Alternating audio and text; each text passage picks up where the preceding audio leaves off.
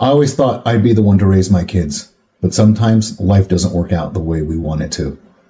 And if they weren't going to be raised by me, I can't imagine them being raised in any better of a circumstance or situation than they're in now. I talked last time about how when that dreaded day happened, when my kids were taken away and my wife was arrested, it was my mom and my sister that came down to pick up the kids. And for the next several months, the kids went back and forth between my sisters and my mom's. And they only live about 1.5 miles to 2 miles apart. And they both live way out in the country in a great environment. But over time, it became too much for my mom. My mom was in her mid-60s trying to help raise a 2, 3, and 4-year-old kid. And it was just a lot. So they realized this. And so my sister just filed to be the permanent legal home for the kids and worked out for the best for the long run. My sister and her husband have a big farm, and that's how they make a living. They distill herbs and all that kind of stuff. And they have 3 older kids. And so bringing my 3 kids was a natural fit for them. Just want to go back and tell a quick story, too, about when my daughter was born. And if you're interested in hearing about that whole story, you can take a look right here. It's the story of my daughter's birth, which is pretty crazy. But anyway, the day that she was born at 3 o'clock in the morning. And shortly after she was born, I started making phone calls, just letting people know, yeah, she's born, she's alive, and she's okay. And my wife was in the recovery room, and my daughter was upstairs in the NICU. Before I really even had a chance to sit down and get settled, I found out my sister was on the way. And she lived 2 hours away from the hospital. And she got there in about 2.5 hours, which means she got up immediately, got dressed, and drove down to Spokane. And other than me and the nurses and doctors, she was the first person to see my daughter alive in the NICU, even before my wife, because like I said, she was still down in recovery. So from the day that she was born, my sister had a special bond with my daughter. See, my sister and my wife were both pregnant at the same time. And my sister ended up having a miscarriage shortly through her pregnancy. And then my daughter came along, and so there was this bond all along. They sacrificed my sister and her husband. Her name is Ann, his name is Judd. They're 2 of the best people that I know in the entire world, and not just because of what they did for me and for my kids. They're just 2 of the best people that I could ever even think of. And they stepped up when I couldn't, and they provided something that I wasn't able to provide for. And they were doing that for a period of time, and eventually they did it permanently by adopting my kids. And so my kids are permanently and legally their children. Their last name is different. They call them mom and dad, rightfully so, because they've been their parents longer than I ever was. I'll always be Daddy Drew to my kids, but my sister will be mom, and my brother-in-law Judd is dad. And that's just the way that it is, and that's the way that it should be. I'm going to apologize in advance because I'm probably going to get a little choked up during this, because over the course of the last 10 years or so, well, I have come to admire my sister on a level that I could never possibly have imagined. Growing up, she was the older sister, and she did the typical older sister stuff, and she would sit us down and she would teach us things. When we were little, my friends would come over and stay the night, and she and her friend would get up in the middle of the night and put makeup all over her faces and draw on us. So she did the typical older sister stuff plenty of times. My younger brother was married to her friend's sister multiple times. My sister was hard charging. My sister was a go-getter. And then she got married. And she married an awesome guy that she had known for several years. And finally it was like, one day it was like, hey, you guys, you 2 should date, and you should probably get married. It took someone stepping in to tell them that they were okay to have a relationship, because before then they were just like, oh, we just don't know. But when my sister got married to Judd, She went from this hard-charging type A, just like, and she became mom. And she is a great mom. And she is great for her kids. She's great for my kids. In the Bible, Proverbs 31 is a verse. If you've gone to church for very long or grown up in a church world or been around church people, you've heard people talk about a Proverbs 31 woman. It's in the book of Proverbs. It's the last chapter of the book of Proverbs. It really describes the biblical notion of what a woman is supposed to be. And in my mind, my sister epitomizes that more than any other woman that I've ever met. I've never told her that. In our family, we love each other greatly, but we're not super mushy. And so, Anne, you are to me, even more than maybe our mom. My sister is the epitome of what a Proverbs 31 woman is. And she helps her husband run their business, and she makes sure the kids are taken care of, all their kids. And she's a grandma now, and they run a business, and they employ people throughout the community. And she's an example of that to so many different people. And before I go on, I just want to read part of Proverbs 31, just as a tribute to my sister. This is Proverbs 31, 25 through 28. This isn't the whole chapter. This is just a piece of it. Strength and dignity are her clothing, and she laughs at the time to come. She opens her mouth with wisdom, and the teaching of kindness is on her tongue. She looks well to the ways of her household, and does not eat the bread of idleness. Her children rise up and call her blessed, her husband also, and he praises her. Now that just describes my sister to a T. She's caring, she's loving, she's joyful, she's funny, she's smart. She's all of those things. And it's also the fact that my sister is this in so many ways is also a tribute to her husband, because Judd is an amazing man. His strength and his masculinity and his desire to be a leader enables my sister to be all of these things. And so it takes two. It takes two people, a husband and a wife. My sister really lives this verse. And when it came to the decision for where my kids were supposed to go, I didn't really have a say-so in the matter, but when I knew it was my sister and her husband, I had no qualms about it. Well, there were issues that I had to work through. I had things I had to give up being a dad and all that stuff. But over the years, I've come to appreciate her and her husband so much. They live on this beautiful farm out in the country. Like I said, they have 3 older kids, and then there's the 3 littles, as they call them. They have a farm. They're taught how to work. They help in the fields. They help plant. They help in the distillery. They're homeschooled, so they're right there. And the other cool thing is, like I said, my mom lives down the road, about 1.5 miles, 2 miles, and their other set of grandparents lives on the same piece of property as them. They have aunts, uncles, and cousins all over the place in that area. They can walk, they can ride their bikes to their friends, to their cousin's house and stuff like that. And it's great family atmosphere. And they live right on the Columbia River, so they live right next to the water.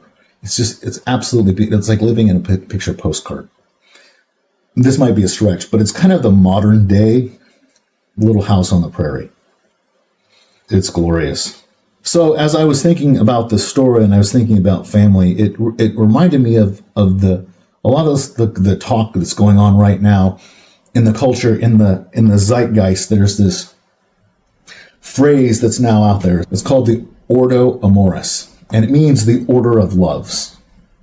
J.D. Vance talked about it last week in an interview where he talks about your family comes first, your neighbor comes second, then your community, then your city, then your state, then your country, and then when all of that's taken care of, when all of that's settled, help take care of the rest of the world, but only when that stuff is taken care of.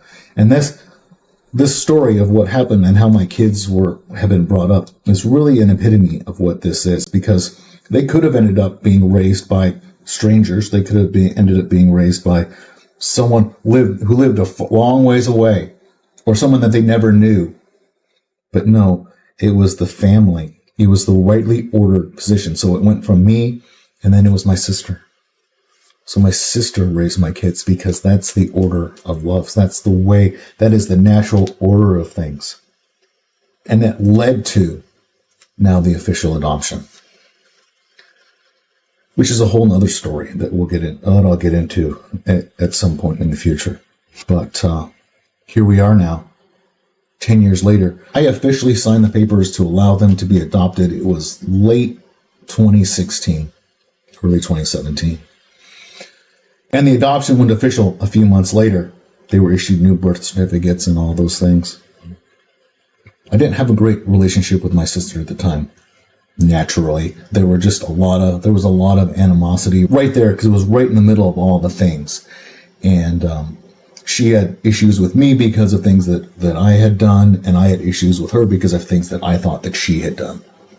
We've worked through that a lot. We barely talked. Like it was you're coming for a visit? Okay. Like they had to come let me visit the kids. But over time now, I believe it was last Easter, I was up visiting and I was taking a walk at my mom's on Easter morning. My sister sends me a message as I'm out on a walk. She's like, hey, Judd and I are going to run into town and we're going to go to we're going to go to the sunrise service, and the kids are still sleeping and all that stuff. And she said, why don't you come on over and and be there when the kids wake up on Easter morning, and you guys can make breakfast and cook and do all that stuff. So I finished my walk, got in the car, drove over there, and I was there when the kids got up for Easter morning, and we made breakfast, and we just had a great time. That was something that I always did when the kids were real little, when they were still living with me. Is Saturday morning was when I got up, and my wife, she would sleep. She slept in. Me, I was an early bird, so I would wake up early, and it was my job to go. I would either make breakfast, or I'd run out and grab breakfast, or I'd grab donuts and coffee, and whatever the kids were awake, I would take them with me, which usually was my daughter. My sons usually slept in, and my daughter would wake up. So I would usually pack her up in the car, and we'd go on a donut run. Good time. So this time, when I was able to do that on that Easter morning, was kind of cool and very special. So they're really living out, my sister, they're living out this order of loves. And now, years later, I'm able to appreciate that that's what was going on. What was going on then and is what it's going on now. And in my kids being raised by them, they have thrived in a way that I never thought possible. They save money. They're surrounded by friends. They're surrounded by family. Their emotional well-being, they have become more comfortable. They've become more open. They've worked through some of those things. As much as a 12, 13, and 14-year-old kid can do, they've worked through that trauma of what happened to them when they were little. And the other really cool thing is every single one of them has given their heart to Jesus and been baptized. And I know that like we don't make the choice. We don't choose God, but God chooses us. But God uses other people to bring about those kinds of things, to bring about his will. And he used my sister, and he used Judd to bring my kids into a safe environment where they ended up giving their hearts to Jesus. That first they were adopted into the Carlton family. That's my sister's name, Judd and Ann Carlton. First, they were born into my family. They were born to me as Glanvilles. And they were born unredeemed, unregenerate to God. Then they were adopted into the Carlton family. And then they were adopted into God's family. And I had a pretty powerful revelation one day that I'll share at another point about the whole adoption process, because all of this adoption of my kids has really just hammered it home the importance and the power of what it really means when we are adopted into God's family. When we are adopted as his children, we become his children. We take on his name. We take on his character. We take on his nature. We take on who he is, and he takes us on. And that's what my kids did. That's what happened with my kids when they were adopted by my sister and her husband. There's another verse in the Bible that I want to read that speaks to this very directly. And so Romans, I love the book of Romans, and this verse is exactly what I'm talking about. Romans 8:15. It says, "For you did not receive the spirit of slavery to fall back into fear, but you have received the spirit of adoption as sons, by whom we cry, Abba, Father." Verse 16, "The Spirit himself bears witness with our spirit that we are the children of God." Verse 17, "And if children, then heirs, heirs of God, and fellow heirs with Christ, provided we suffer with him, in order that we may also be glorified with him." My kids are just as much a part of my sisters, of their family, as their own kids. There is no distinction. Their kids see my kids as brothers and a sister. They are the aunt and uncles of my oldest niece had a baby about a year ago. So my sister's now grandma. That makes my kids their uncles and aunt, just as much as anybody else. And it's the same for us when we're adopted into God's family. We are just as much a part of God's family as is Jesus Christ. We are adopted, and that is a special thing because he chose us. So what's the bigger picture here? First thing I want to do is say, Anne and Judd, I honor you, and I thank God for you today and every single day for the way that you were able to step up when I wasn't able to. You became the parents. You became my kids' parents when I couldn't parent them, and you provided them a better life than perhaps I ever could have, especially in the state I was in when it happened. And you stepped up. You stepped up, and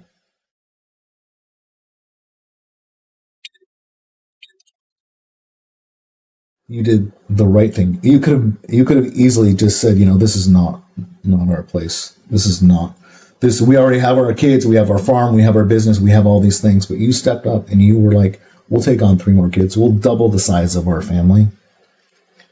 And you did the right thing. And I'm sure it's been hard. I'm sure it's been difficult. And I'm sure there's going to be plenty of difficult times ahead. But I know that with you guys leading the way as their parents, and with me being as involved with their lives as I can, that those kids are going to grow up and become 3 awesome human beings, 3 awesome children of God. And